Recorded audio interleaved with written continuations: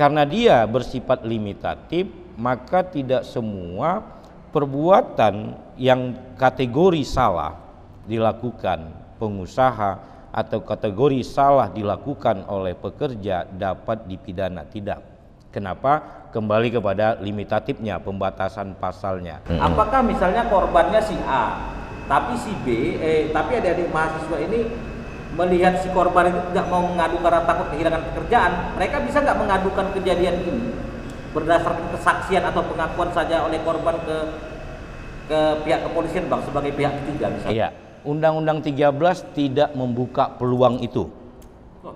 Undang-Undang 13 tidak membuka peluang pihak ketiga membuat pengaduan atas nama korban tanpa kuasa dari korban.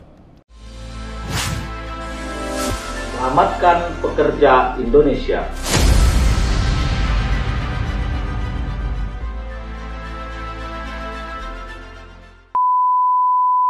Bismillahirrahmanirrahim. Assalamualaikum warahmatullahi wabarakatuh.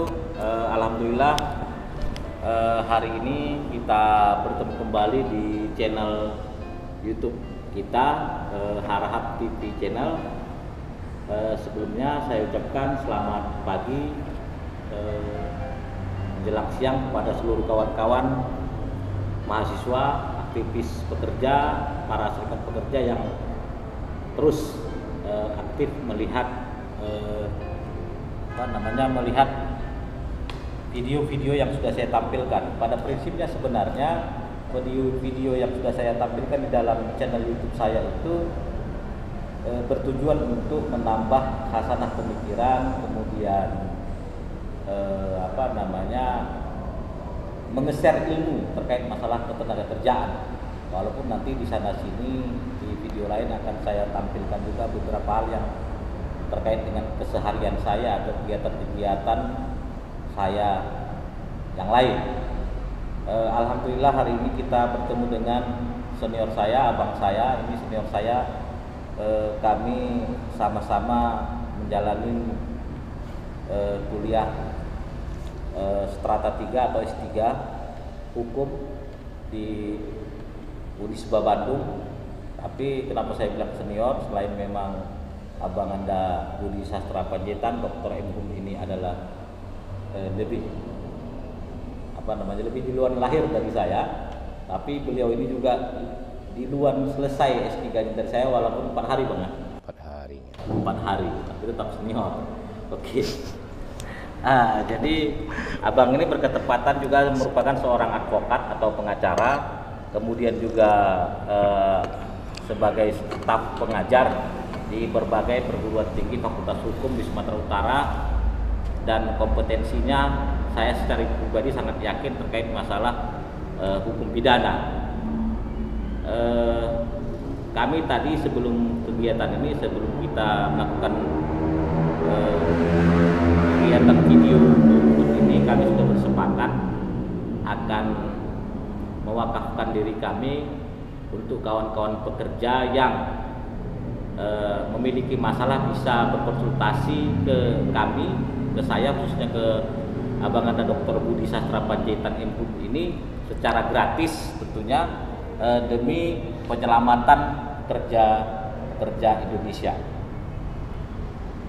Kenapa saya menghadirkan Bang Dr. Budi? Karena ada beberapa hal yang harus kita ketahui terkait permasalahan kepidanaan yang termaktub dalam Undang-Undang Nomor 13 Tahun 2003. Masih ada yang gantung, masih ada yang saya rasa atau kita rasa kurang lengkap, misalnya terkait masalah pembayaran pesangon itu tidak ditentukan sanksi pidananya yang mungkin akan mengakibatkan pengusaha itu dikhawatirkan melakukan tidak membayar pesangon para pekerjanya yang sudah akhir masa kerjanya. Kemudian saya akan juga membahas masalah di beberapa pasal akhir di dalam Undang-Undang 13 Tahun 2003 yang terkait permasalahan adanya sanksi pidana penjara dan lain-lain yang sebelum-sebelumnya sebenarnya sudah kita bahas tapi belum kita buka permasalahan bagaimana sebenarnya sistem pemidanaannya. Oke, supaya tidak memperpanjang cerita, di awal saya mintakan kepada Abang Anda Dr. Budi yang sudah lama, saya sudah waktu sebulan, alhamdulillah baru hari ini bisa Abang Anda ini hadir karena memang kesibukannya di pengisian sebagai pemateri webinar-webinar di mana-mana, termasuk barusan kemarin di Jawa Timur melalui webinar sebagai pemateri di kepidanaan. Oke, Abang Anda Dr. Budi, saya berterima kasih atas kehadiran Abang Anda. Awal-awal Bang, kita pemanasan dulu Bang. Pemanasan dengan artinya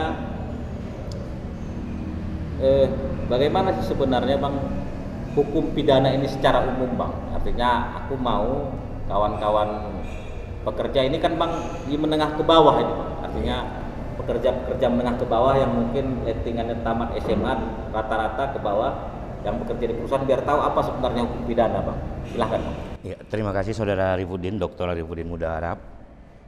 Secara sederhana kalau memang mau dikaji keterkaitan hukum pidana dengan keterkaitannya kembali kepada hukum ketenagakerjaan, kita pilah dulu. Kita lihat dulu tentang hukum pidana. Hukum pidana itu kan adalah hukum yang mengatur tentang larangan dan sanksi. Artinya apa? Artinya bahwa sepanjang itu dilarang dan ada sanksinya, maka dikategorikan sebagai sebuah perbuatan pidana. Itu yang harus kita pahamin. Sepanjang itu dilarang dan ada sanksi, maka itu dikategorikan sebagai perbuatan pidana. Ketika perbuatan itu ada dan tidak ada hukum yang mengatur, maka tidak dapat dikategorikan sebagai perbuatan pidana, delik, strafbar tidak dapat disebut sebagai demikian. Kenapa? Kembali kepada ajas legalitas. Artinya bahwa semua perbuatan yang dikategorikan pidana itu terlebih dahulu harus diatur dasar hukumnya.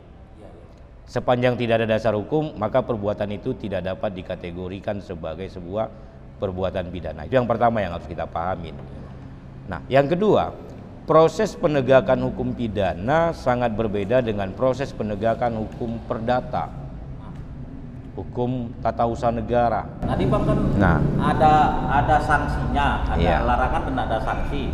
Berarti sanksinya sanksi. Kalau perdata kan ada sanksi juga itu Bang? Iya, sifat sanksinya kan berbeda. Sanksi perdata dengan sanksi pidana. Kalau sanksi pidana bisa kurungan, bisa penjara, bisa kumulasi kurungan dengan denda atau denda dengan penjara. Ini harus kita bedakan, kurungan dengan penjara. Itu dia. Nah, kalau di sanksi pidana, kalau di sanksi perdata sifatnya hanya bersifat denda atau pemulihan hak. Nah, itu perbedaan, tidak ada. Jadi di perdata itu tidak ada sanksi yang bersifat fisik. Sementara di pidana ada sanksi yang bersifat fisik, mana dia kurungan dan penjara. Nah, itu dia. Yang kedua yang ingin kita tegaskan di sini bahwa dalam proses penegakan hukum pidana tidak dapat berdiri sendiri sebagaimana dalam proses penegakan hukum perdata atau hukum tata usaha negara. Misal, dalam proses penegakan hukum pidana, korban tetap akan diwakili oleh pemerintah melalui alat-alat kekuasaan hukumnya. Ada kepolisian, ada kejaksaan yang akan bertindak mewakili kepentingan korban. Tetapi dalam konteks penegakan hukum perdata, proses penegakan hukumnya itu langsung dilaksanakan oleh pihak yang berkepentingan secara langsung. Jadi tidak ada proses negara mewakili penggugat atau negara mewakili tergugat, tidak ada di situ, kecuali negara kemudian yang menjadi pihak dalam proses perkara itu. Nah, itu dia. Jadi sekali lagi ingin kita sampaikan dalam konteks yang kedua bahwa proses penegakan hukum pidana harus dilangsungkan oleh pihak yang berkepentingan dan kemudian diwakili oleh negara. Dalam hal ini adalah siapa? Korban. Nanti dalam proses pemeriksaan di kepolisian diwakili oleh negara, SEQ kepolisian. Dalam proses penuntutan di pengadilan diwakilin oleh negara secu penuntut umum. Ini yang kedua, proses penegakan hukumnya. Jadi kembali ingin saya katakan bahwa proses penegakan hukum pidana itu tidak sebagaimana proses pada penegakan hukum yang lainnya. Nah itu dia, saya kembalikan kepada Bang, pengantar itulah pidana itu artinya sanksinya efek jerahnya lebih keras Bang. Lebih keras. Artinya ada penjara dan ada kurungan dan ada denda serta pencabutan hak atau ya, kurungan itu kan di bawah 1 tahun. Kalau penjara itu kan di atas 1 tahun dan berbatas waktu maksimal 20 tahun. Kalau di atas 20 tahun Bang? Nah, kalau itu dia ada sebagian pendapat yang menyatakan bahwa itu adalah penjara seumur hidup. Nah, seperti itu dianya. Tapi yang pasti pasal 10 KUHP kita mengatur bahwa penjara itu berbatas waktu di 20 tahun maksimal. Oke. Begini Bang, sebelum nanti saya menanyakan ke Abang bagaimana sistem menindaklanjuti secara hukum apabila ada pengusaha yang melanggar Undang-Undang Nomor 13 Tahun 2003 khususnya. Saya mau tanyakan ada beberapa hal nih Bang. Kemarin saya sudah buat video YouTube, misalnya di pasal 82 terkait pekerja wanita, di pasal 82 Undang-Undang Nomor 13 Tahun 2003 itu Bang, dikatakan bahwa pekerja perempuan yang melahirkan itu yang mau melahirkan mendapatkan hak untuk cuti 1,5 bulan sebelum melahirkan dan 1,5 bulan setelah melahirkan. Ya. Kemudian juga di pasal 82 dikatakan ayat 2 bahwa perempuan yang mengalami keguguran pasca kegugurannya itu juga punya hak untuk cuti selama 1,5 bulan. Saya lihat di sini di pasal 185 Bang, Undang-Undang Nomor 13 Tahun 2003 tentang Ketenagakerjaan, itu pelanggaran pada sanksi pada pasal 82 itu dikenakan sanksi paling singkat 1 tahun dan paling lama 4 tahun, atau denda paling sedikit 100 juta dan paling banyak 400 juta. Itu yang pertama Bang. Di pasal 185 juga ada yang penting Bang, bahwa dikatakan di pasal 185 pelanggaran pasal 80. Nah ini pasal 80 ini Bang terkait masalah kemerdekaan pekerja dalam beribadah. Jadi kalau seandainya ada pengusaha yang sengaja menghalangi pekerja beribadah, maka dia akan dikenakan sanksi yang termaktub juga dalam pasal 185. Ayat 1-nya saya ulangin Bang, mohon maaf. Dikatakan bahwa pelanggar pada pasal 80, 82 dan lainnya itu akan dikenakan sanksi penjara 1 tahun paling singkat, 4 tahun paling lama. Yang pertama Bang. Yang kedua, Bang ya, paling singkat 1 tahun, paling lama 4 tahun, dan atau nanti akan saya tanyakan, dan atau ini maksudnya boleh nggak pengusaha itu nggak usah dipenjara tapi bayar 100 atau 400, apa itu maksudnya? Kemudian di ayat 2 yang membingungkan saya sedikit, dikatakan bahwa tindak pidana yang maksud pada ayat 1 pasal 185 ini merupakan tindak pidana kejahatan. Sementara yang saya tahu Bang, di hukum ketenagakerjaan ini rata-rata bersifat perdata Bang. Silahkan Bang. Baik. Undang-Undang Nomor 13 Tahun 2003 tentang Ketenagakerjaan telah mengatur secara limitatif. Artinya limitatif ini terbatas. Kategori-kategori atau perbuatan-perbuatan yang dikualifikasikan sebagai perbuatan pidana. Jadi tidak semua sanksi yang terdapat di dalam Undang-Undang 13 disebut sebagai sanksi pidana. Tidak. Artinya apa? Menurut ajas legalitas bahwa hanya sebagian terbatas yang dikategorikan sebagai perbuatan pidana sehingga ada kemudian sanksi pidananya. Itu yang harus kita pahamin. Karena dia bersifat limitatif, maka tidak semua perbuatan yang kategori salah dilakukan pengusaha atau kategori salah dilakukan oleh pekerja dapat dipidana. Tidak. Kenapa? kembali kepada limitatifnya, pembatasan pasalnya. Sepanjang pembatasan pasalnya menyatakan itu masuk kategori perbuatan pidana, maka proses penegakan hukumnya adalah pidana. Sepanjang itu tidak masuk limitatif kepada pembatasan pidana, maka ansih di pengadilan yang lain, pengadilan hubungan industrial, ya, atau melalui proses perundingan di Dinas Ketenagakerjaan. Nah, sekarang kita ansih kepada pidananya. Ketentuan pidana diatur di dalam Undang-Undang Nomor 13. Ketentuan ini mengatur bahwa beberapa item itu termasuk di dalamnya adalah perbuatan pidana yang dikategorikan dua. Satu ada pelanggaran, satu ada kejahatan.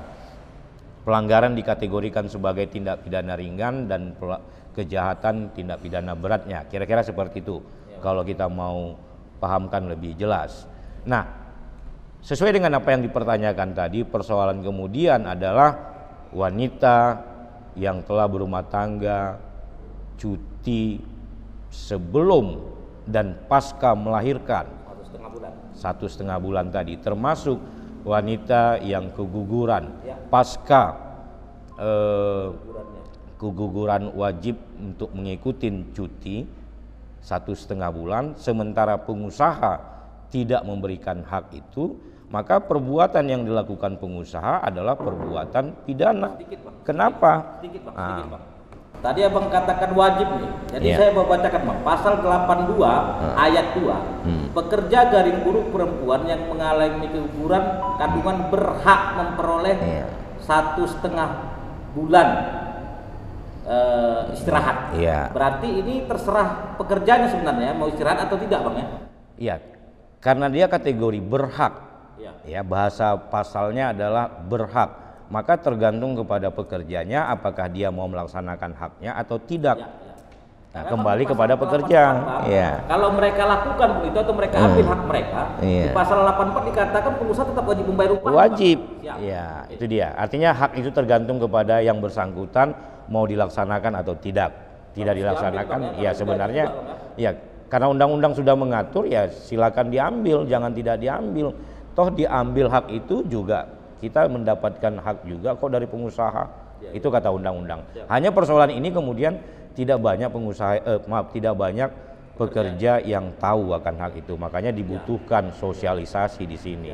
Nah, itu dia. Nah, kembali kepada persoalan tadi. Misal pekerja kemudian mengambil haknya. Hak karena melahirkan dia wajib untuk cuti, atau pekerja yang keguguran dia juga mengambil haknya untuk cuti 1,5 bulan. Kemudian pengusaha tidak memberikan hak itu, nah ini jadi persoalan kemudian.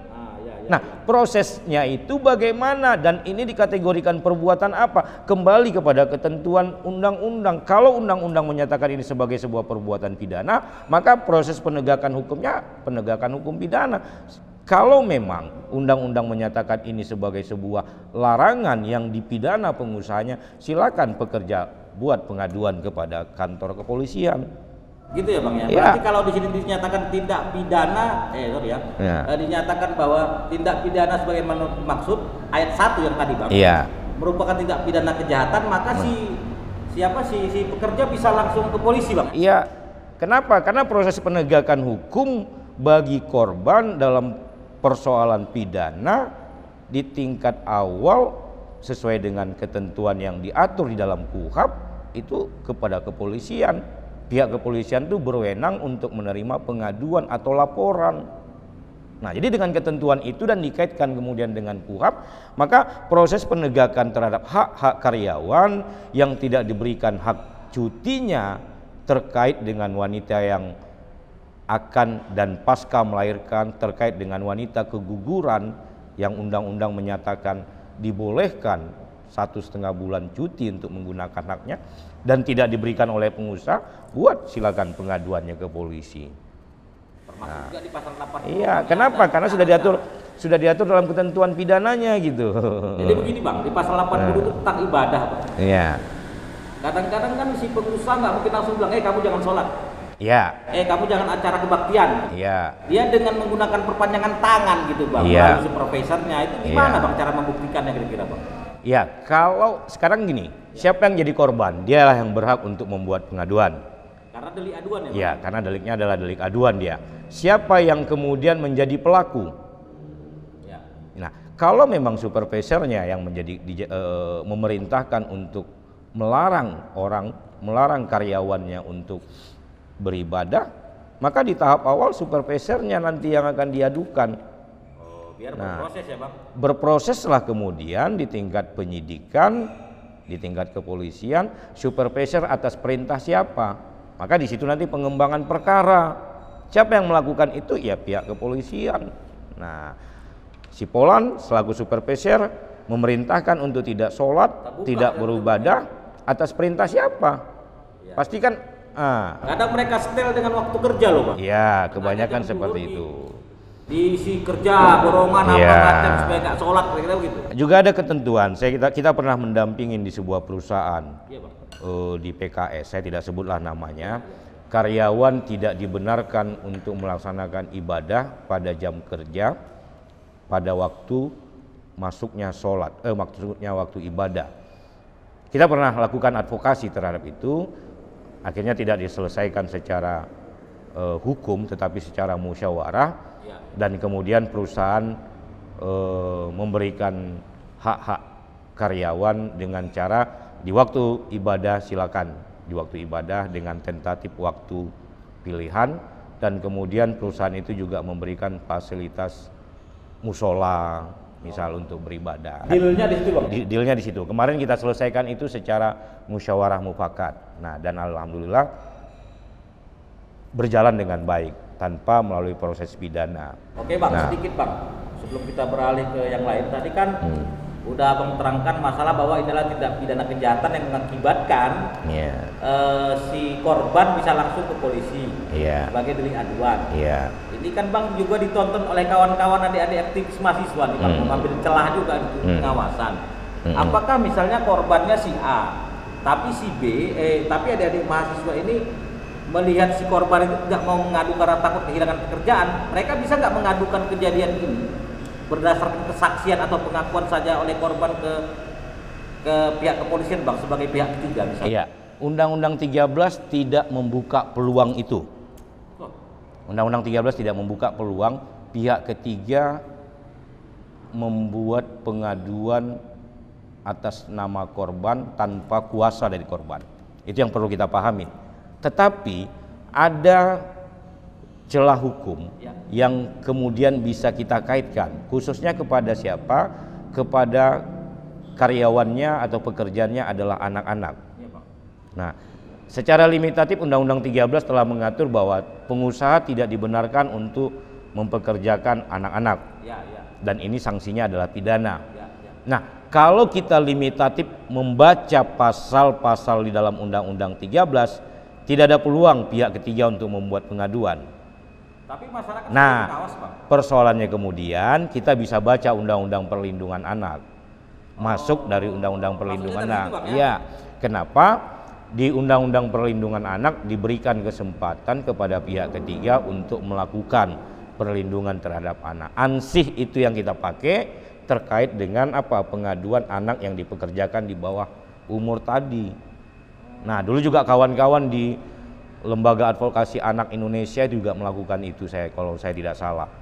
Nah, itu juga mereka lakukan. Artinya apa? Mereka berkaca dari pintu-pintu hukum yang lain. Kalau pintu undang-undangnya, Undang-Undang 13, ansih tidak memberikan peluang. Kenapa? Karena tidak dapat kita temukan secara letter lip ada pasal yang memberikan pihak ketiga untuk membuat pengaduan atas nama karyawan tanpa persetujuan karyawan. Kira-kira begitu. Iya, tanpa kuasa. Tapi kalau halu-halu aja kalau sekedar halu-halu saja sah-sah saja, tapi tidak memberikan efek hukum kepada mereka gitu. Nah. Oke, Bang. Kemudian sedikit lagi nih, Bang. Di pasal 187 itu kebetulan sudah saya bahas juga terkait perlindungan pekerja perempuan, Bang. Ada katanya pelanggaran pada pasal 76. Termaktub pada pasal 187 dikatakan pelanggaran pada pasal 76 itu akan dikenakan sanksi 1 bulan dan paling lama 12 bulan penjara Bang. Iya. Kurungan.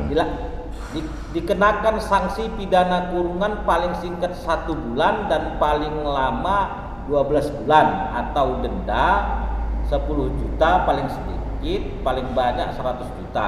Di ayat 2-nya beda Bang dengan yang 185 tadi. Tadi 185 dikatakan bahwa itu adalah tindak pidana kejahatan. Di sini Bang di pasal 187 dikatakan tindak pidana pelanggaran. Apa bedanya Bang? Tindak pidana kejahatan dengan tindak pidana pelanggaran Bang? Ya persoalan hukumannya saja. Kalau kan seperti saya katakan tadi, kalau dia kurungan berarti di bawah 1 tahun kan kira-kira begitu, masuk kepada tipiring. Nah, kalau kita baca kemudian kalimat demi kalimat pasal yang disebutkan tadi, inilah contoh bahwa pasal ini tidak tegas mengatur. Artinya apa? Pasal ini seolah-olah dalam tanda kutip pembuat undang-undang seolah-olah ragu bertindak. Ini pasal mau dibuat bagaimana sehingga kemudian dalam prosesnya digunakan dan atau pilihan. Nah, artinya apa? Nggak tegas. Seharusnya tegas saja. 3 bulan, 1 bulan, 1 tahun, kira-kira begitu. Ini kan nggak dan atau Ini tergantung kepada hakimnya nanti kan. Kepada hakim. Dalam tanda petik hakimnya berpikiran baik, berpikiran proses penegakan hukum, dikenakannya penjara. Dikenakannya 1 tahun. Kalau dia berpikiran ini untuk membuat efek jera mungkin 1 tahun, tapi berbuat dalam tanda petik yang lain, ya udah 1 bulan. Nah, jadi kan gamang, artinya pasal gamang, pasal tidak tegas. Tapi yang begini, sumir, yang begini-gini itulah seharusnya para ahli dalam hukum ketenagakerjaan berpikir bagaimana memperjuangkan kembali Undang-Undang 13 ini menjadi lebih tegas kembali, lebih tegas dalam tata bahasa hukumnya, lebih tegas dalam penempatan sanksinya, sehingga tidak ada lagi pilihan bagi hakim, ini 1 bulan, ini 2 bulan, atau ini 1 tahun. Bisa tawar-menawar akhirnya. Satu. Yang kedua juga tidak tegas seperti yang disampaikan tadi di ayat 1 pelanggaran, kemudian di ayat berikutnya adalah kejahatan. Artinya apa? Efek sanksinya nanti nggak jelas ini yang begini-gini nih.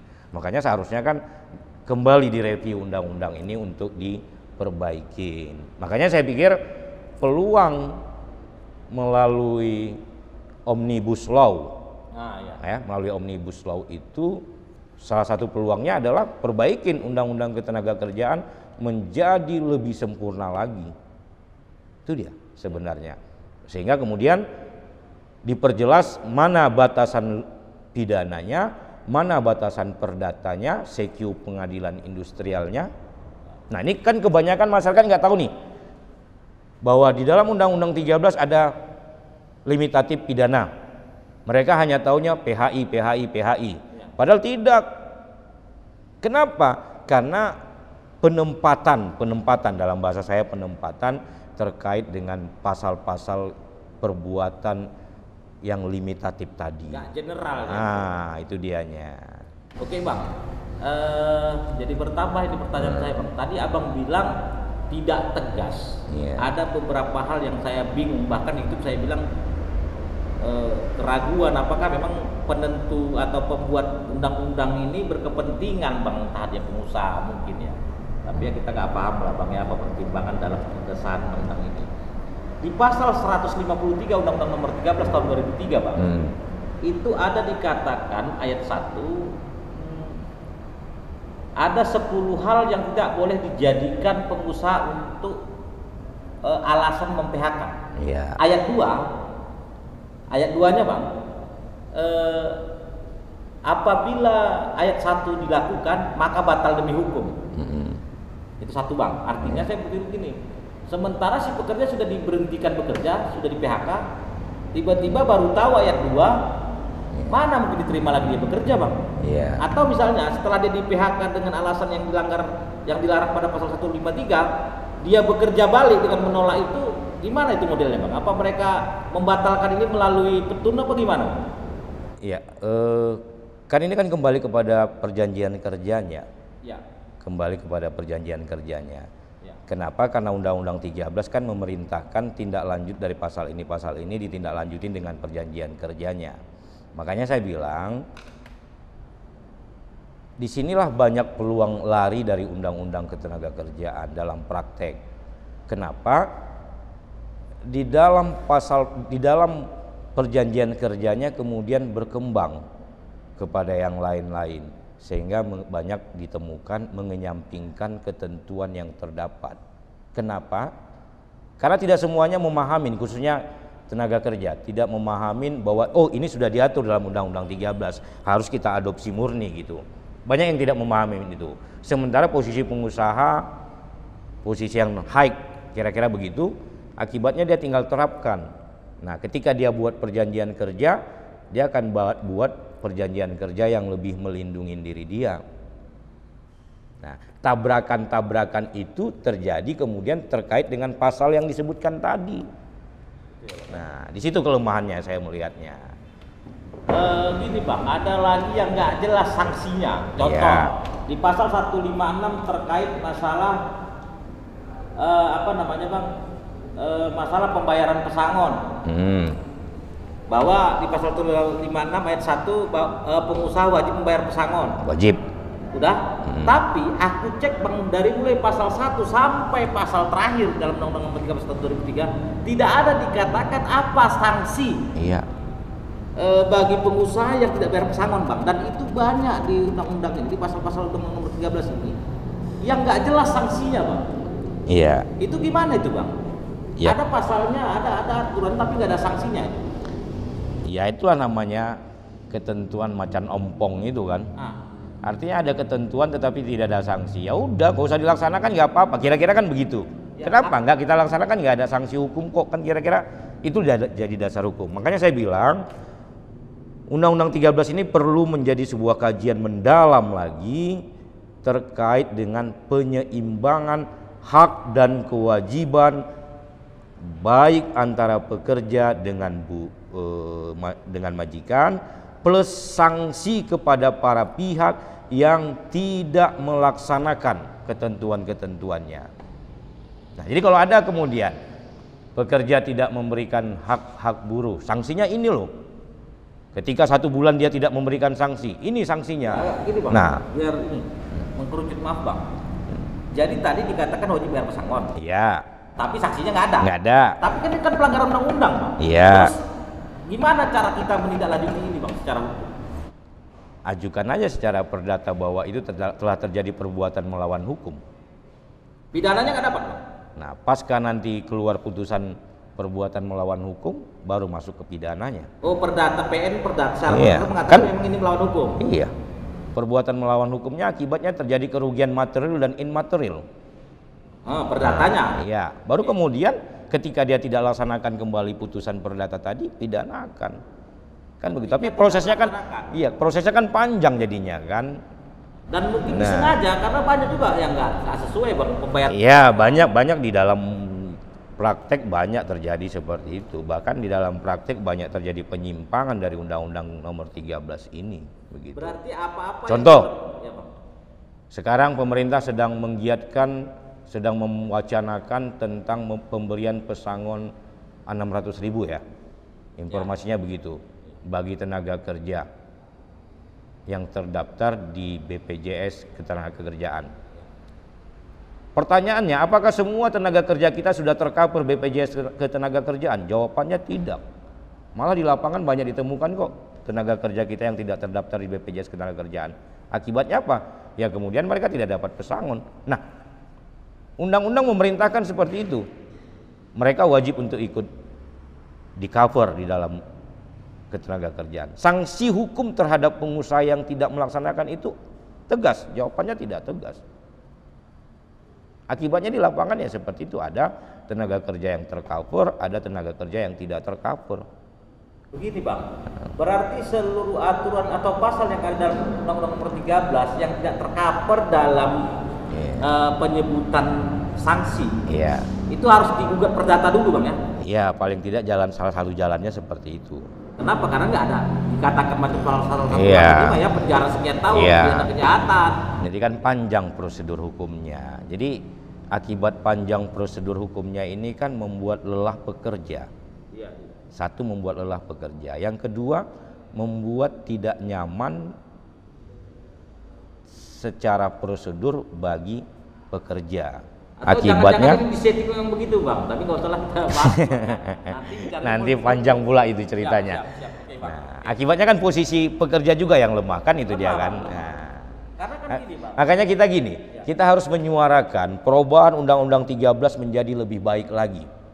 Saya lebih sepakat itu, gunakan konsep Omnibus Law untuk merubah Undang-Undang Ketenagakerjaan menjadi lebih seimbang hak dan kewajiban serta lebih seimbang sanksi hukum bagi para pihak yang tidak melaksanakan ketentuan undang-undang. Nah, seimbang bukan hanya terkait kepada pengusaha saja, juga terkait kepada pekerja, karena pekerja juga ditemukan di lapangan dalam praktek tidak memberikan hasil kerja yang baik dan sebagainya. Jadi itu juga harus diberikan efek jera gitu kan, supaya apa, keseimbangan terjadi baik secara hukum maupun secara ekonomisnya. Oke Bang, ini ada juga beberapa pertanyaan titipan sih sebenarnya Bang, sama saya terkait bagaimana sistem melakukan gugatan atau pengaduan Bang terkait masalah pelanggaran Undang-Undang Nomor 13 Tahun 2003 oleh perusahaan Bang. Kalau boleh tolong paparkanlah Bang, bagaimana sistem yang pertama, misalnya gugatan perdatanya gimana, kalau pidananya gimana, kan tadi ke Pengadilan Hubungan Industrial Bang. Iya.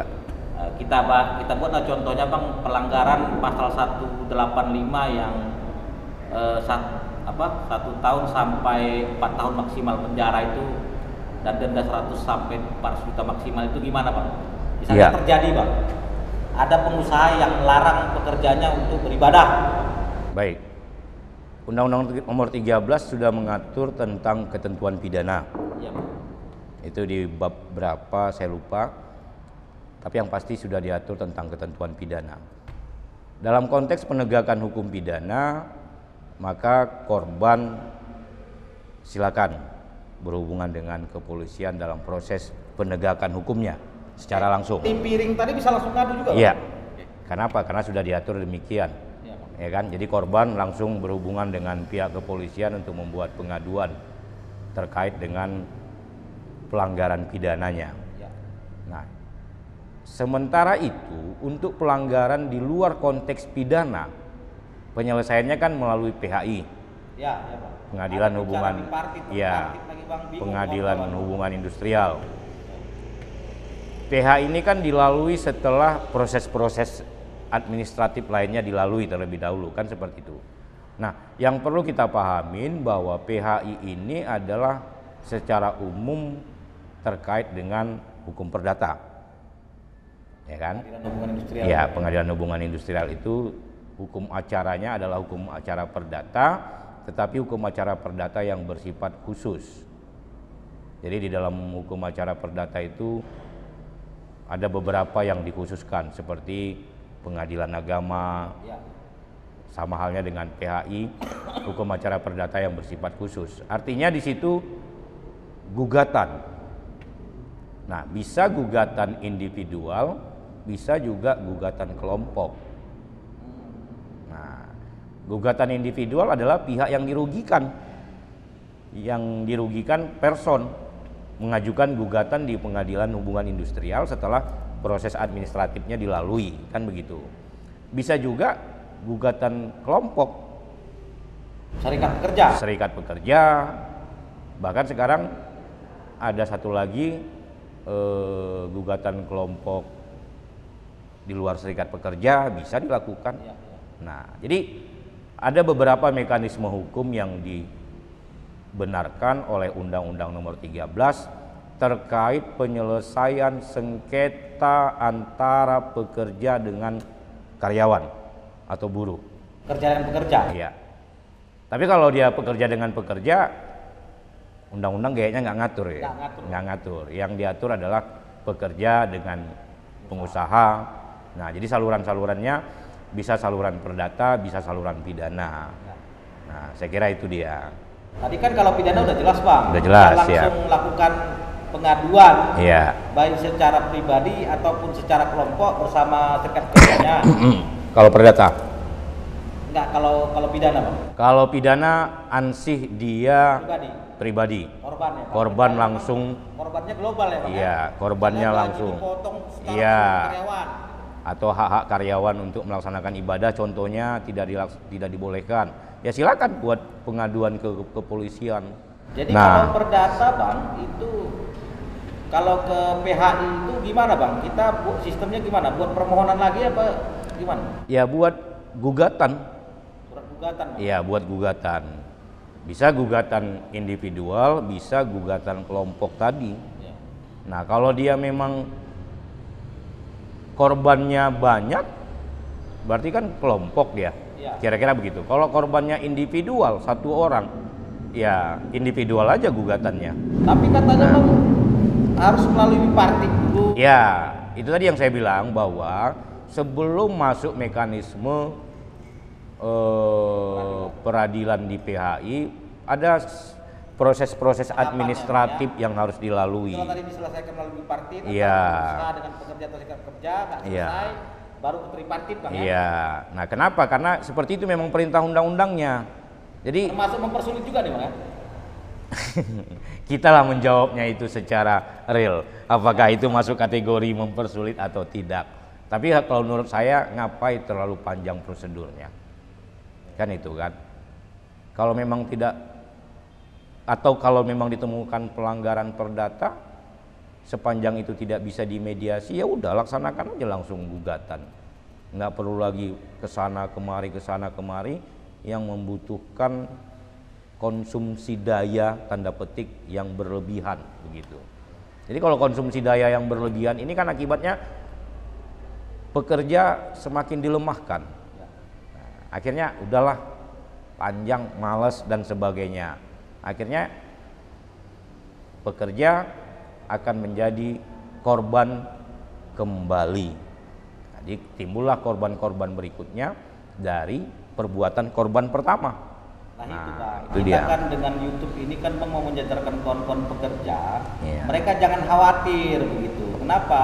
Karena di pasal 153 itu dikatakan juga Bang, apabila ada pekerja yang melaporkan pengusahanya Iya. kepada pihak berwajib, maka itu tidak bisa dijadikan alasan untuk mem-PHK Bang. Iya. Tapi kawan-kawan banyak nggak tahu seperti yang Bang bilang tadi. Satu memang seperti itu, banyak pekerja yang tidak paham. Kedua, kita juga tidak bisa salahkan pekerja dalam konteks pemahaman hak yang tidak sama ini. Iya, Bang, ya. Artinya banyak juga orang yang merasa dalam tanda petik ketika terkait kepada proses penegakan hukum, ya udahlah, kenapa? Satu merasa takut, yang kedua merasa tidak nyaman. Banyak faktor yang mempengaruhinya, akibatnya dia tidak menegakkan haknya. Padahal undang-undang sudah jelas mengatur setiap orang punya hak yang sama di hadapan hukum. Ketika bahkan dia tidak punya kemampuan, undang-undang juga mengatur ada pihak lain yang dapat memberikan bantuan hukum. Nah, pemerintah sudah memberikan kesempatan itu melalui apa? Undang-undang bantuan hukum. Kalau kita merasa tidak nyaman, kalau kita merasa tidak mampu, ya silakan gunakan lembaga-lembaga bantuan hukum yang terakreditasi untuk membantu proses penegakan hukum terhadap diri kita tadi. Pemerintah turun ke sana dalam rangka apa? Dalam rangka menegakkan keadilan bagi setiap orang. Bukan hanya keadilan dalam proses, tetapi juga keadilan dalam eksekusinya. Nah, Tapi seperti itu kalau dia. Bang perlu buat LBH gitu nih Bang. Iya. Jadi pas pembentukan lembaga bantuan hukum untuk pekerja yang dapat mengcover hak-hak tenaga kerja secara adil. Saya kira pas, idenya cocok sekali. Betul ya Bang ya. Iya. Bang, ini kita mau penutupan Bang, satu lagi. Saya tengok sini, saya tengok barang siapa melanggar ketentuan sebagaimana dimaksud pada pasal sekian-sekian termasuk pasal 82, ini kita masih bicara di pasal 185 Bang. Iya. Barang siapa melanggar. Nah. Ini Bang kalau misalnya terjadi pelanggaran, ya Bang ya, biar kita tahu siapa yang mau kita laporkan. Iya. Misalnya ada pelarangan sholat bang, tapi dia menggunakan sistem misalnya jadwal kerja. Ini yang mau dilaporkan pengusaha atau perusahaan, beda bang ya, lembaga dengan person. Nah, sebenarnya sama aja itu. Sama aja. Ya.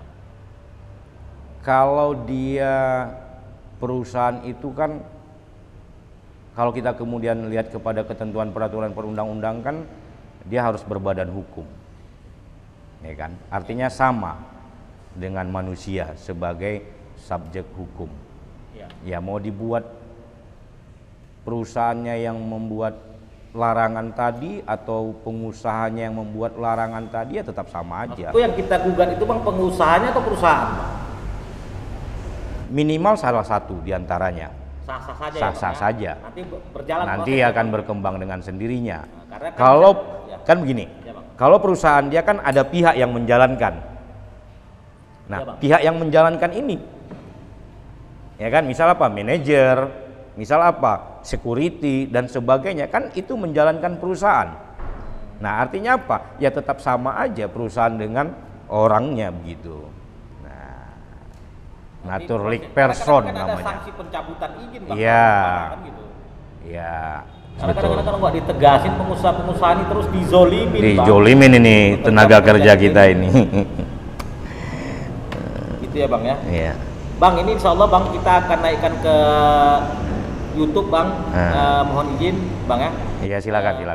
Jadi insya Allah ini menjadi ibadah bagi kita lah bang. Bagaimana kawan-kawan pekerja itu tahu, karena memang seperti yang kamu sampaikan tadi bahwa sebenarnya banyak pekerja yang nggak tahu tentang ini semua. Iya.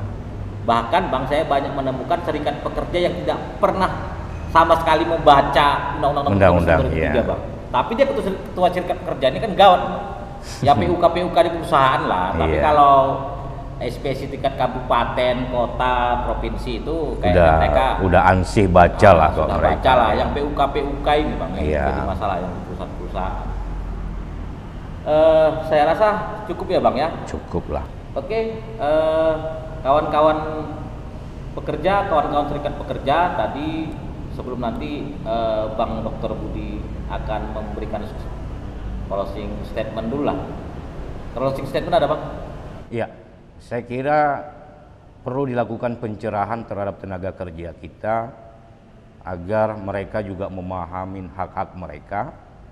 Silakan kepada pihak-pihak berkepentingan untuk memberikan pencerahan atau advokasi kepada karyawan atau pekerja Indonesia, supaya apa? Supaya pekerja Indonesia ini tidak terus-menerus dalam tanda petik menjadi kelompok yang termarginalkan. Jadi advokasi, pencerahan adalah dalam rangka Indonesia berkemajuan. Ya. Jadi bang, ini bang, saya tidak bisa banyak kasih sesuatu ke abang nih. Ibadah lah mungkin, jadi pahala lah sama kita. Tadi kan abang heran juga nih ada buku tapi saya larang disentuh. Jadi ini bang kebetulan ada sedikit apa ya, curahan hati terkait ketenagakerjaan, mudah-mudahan bermanfaat bagi kawan-kawan. Saya bisa kasih ini ke abang. Iya. Iya. Terima kasih. Mudah-mudahan buku ini menjadi salah satu alat pencerahan bagi tenaga kerja Indonesia, menjadi Indonesia yang berkemajuan. Amin ya Rabbal Ya. Alamin. Oke, kawan-kawan pekerja, karena memang waktu Pak Budi, waktu Bang Budi tidak banyak, saya paksakan, saya culik tadi Bang Budi sekitar jam 11 di tanggal 26 ini, jam 11 siang tadi saya culik, saya jemput. Saya bilang hanya ngajak ngopi, rupanya diskusi untuk apa ya, untuk berbagi ilmu ke kita semua.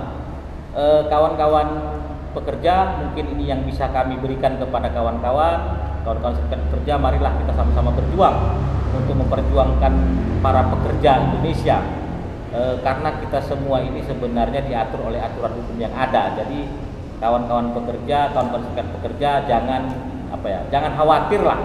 Kami berdua insya Allah siap untuk berdiskusi kapan saja tanpa biaya. Itu nanti pahalanya dikasih oleh Tuhan yang Maha Kuasa lah upahnya. Mungkin itu saja yang bisa saya sampaikan.